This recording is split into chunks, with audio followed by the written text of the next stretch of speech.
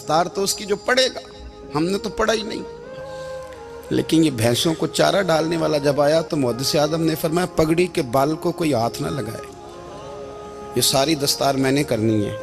और फरमाते हैं हजरत बाल भी देते जाते थे और आंसू भी बहाते जाते थे, माथा भी चूमते थे और फरमाते थे दस्तार के बाद चला तो नहीं जाएगा यार, मुझे तो इबादत भी नहीं रह गई, मुझे तो चाबियों को भी नहीं पता कौन सी कहाँ रहती है, जाएगा तो नहीं। तो रो पड़ा था। बहुत ही प्यारा, बहुत ही इमोशनल बयान अगर से आप अपने दिल के कानों से सुनेंगे तो इंशाल्लाह आपके रोंगटे खड़े हो जाएंगे।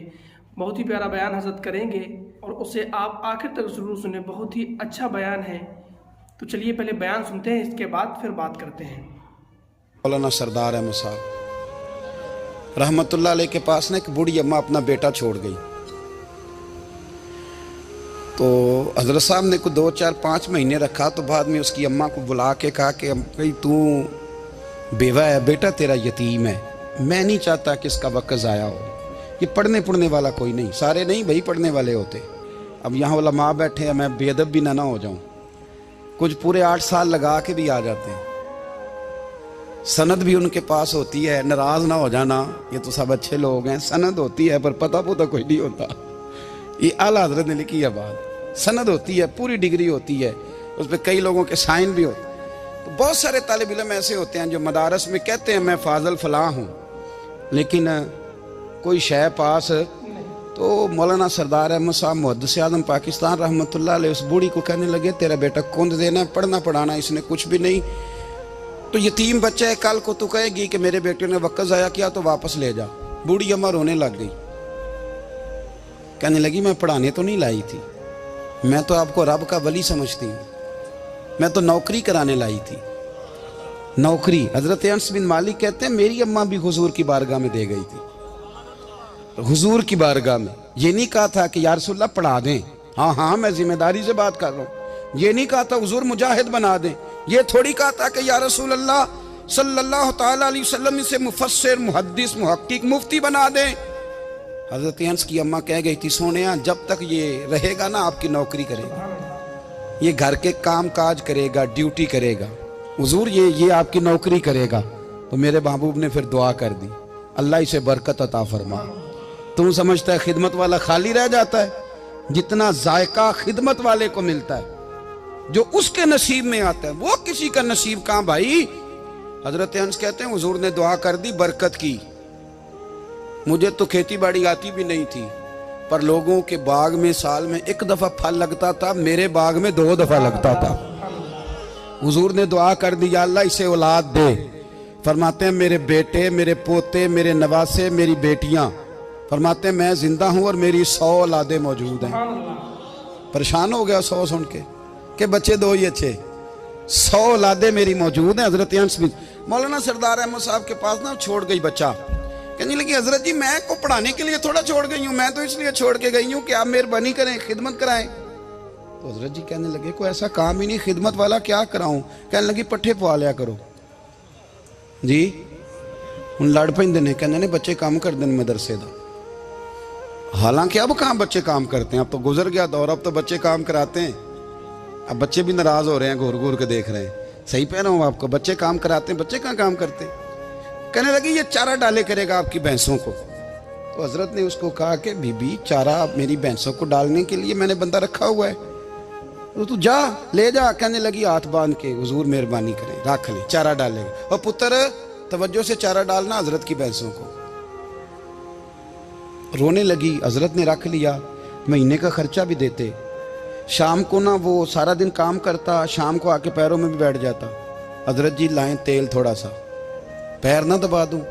8 साल साथ वाले पढ़ते रहे, ये बेचारा नौकरी करता रहा, मेरा रूप भी नहीं ते मेरा रंग भी नहीं, और मैनू यार मनान दा टंग भी नहीं। कभी कभी ना हजरत बिलाल हबशी फारग होते ना तो नबी पाक की बारगाह में अर्ज करते हुजूर कोई काम तो नहीं, सारे हो गए, हुजूर जाऊं जरा, चले जाते। एक दिन सलमान फारसी कहने लगे या रसूलल्लाह ये बिलाल कहाँ जाता है। फरमाया जा देख के तो आ। हजरत सलमान वापस आए तो आके रोने लगे, कहने लगे सोनिया जब यहाँ से जाता है ना तो जाके सैयदा फातिमा की चक्की पीसनी शुरू कर देता, बीबी साहबा के काम करने लगता है, घर में जाके स्नैन की ड्यूटी करता है, वहां भी काम, यहां भी काम। वो चारा डालता रहा, उसने चारा डाला। हजरत मुहद्दिस आदम की भैंसों को दस्तार फजीलत का वक्त आ गया, सारे पगड़ियां सजा के आ गए, आज दस्तार होगी।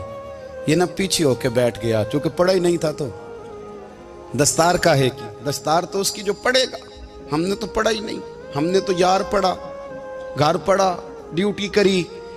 हजरत मुहद्दिस आदम रहमतुल्लाह अलैह के यहाँ जब ऐलान होने लगा ना कि अब दस्तार होगी, तो हजरत ने पहला ऐलान उसका फरमाया। तो मजान ला बंदा कपड़े भी कदी कदी बदल दे ना। वो कहता है जिस हाल में भी था मैं पलट के देखने लगा कि पड़ा पड़ा है तो है, कोई शय नहीं। तो ये माजरा क्या है? पीछे से उठ के आए तो कहते हैं बाकियों की दस्तार किसी आलिम ने की, किसी सूफी ने की, लेकिन ये भैंसों को चारा डालने वाला जब आया तो मुहद्दिस आदम ने फरमाया पगड़ी के बाल को कोई हाथ ना लगाए, ये सारी दस्तार मैंने करनी है। और फरमाते हैं हजरत बाल भी देते जाते थे और आंसू भी बहाते जाते थे, माथा भी चूमते थे और फरमाते थे दस्तार के बाद चला तो नहीं जाएगा यार, मुझे तो इबादत भी नहीं रह गई, मुझे तो चाबियों को भी नहीं पता कौन सी कहाँ रहती है, जाएगा तो नहीं तू? तो रो पड़ा, कहने लगा सोनिया जाए तो वो जिसके पल्ले कुछ है हो, आता जाता तो है कुछ नहीं, मुझे किसने रखना है, मैंने कहाँ जाना है, इधर कहाँ तो इधर ही रहूँगा। वो उस तालिब इल्म के सारे उस्ताद भाई कहते हैं उसने दस्तार कराई, पढ़ा पढ़ाया कुछ नहीं, पर जो मसला अड़ जाता था ना, वो जो अड़ जाता था ना, वो जाके उससे पूछते थे तो किताबें खोलने की जरूरत नहीं पड़ती थी। हजरत बिलाल हबशी कभी सिपा सालार बने थे किसी जंग में, किसी सूबे के गवर्नर बने हो? बोलो तो सही यार। उनका तारुफ क्या था? नबी करीम के गुलाम।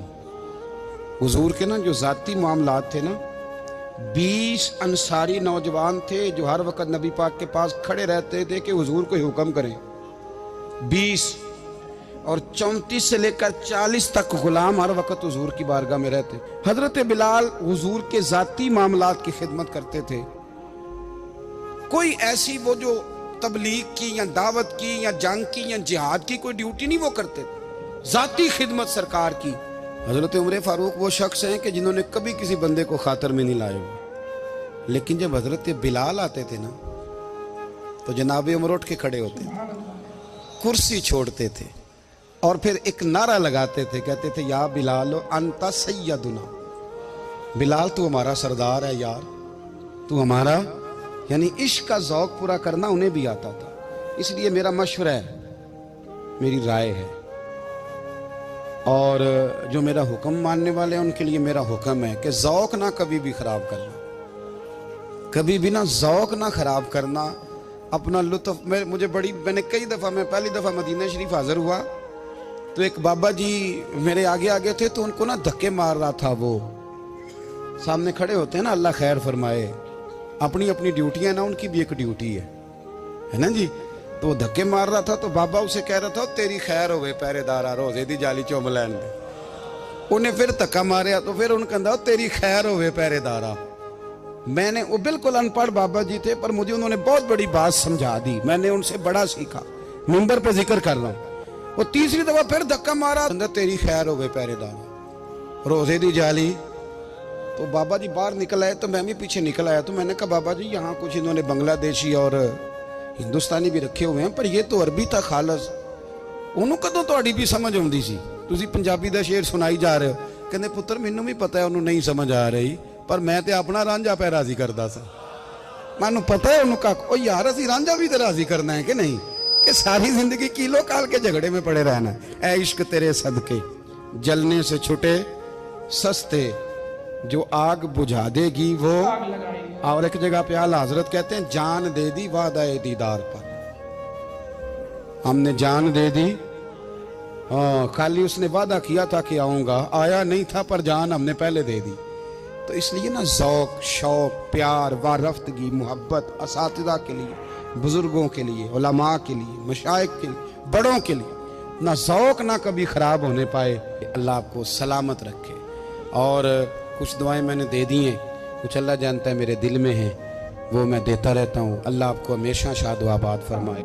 जैसा कि अजमल रज़ा क़ादरी साहब ने इस बयान में आपको बताया कि एक भैंस को चारा डालने वाला शख्स कितनी ऊंचाई पर पहुंचा और किस वजह से पहुंचा हमें बताने की ज़रूरत नहीं है, आपने सुना ही होगा।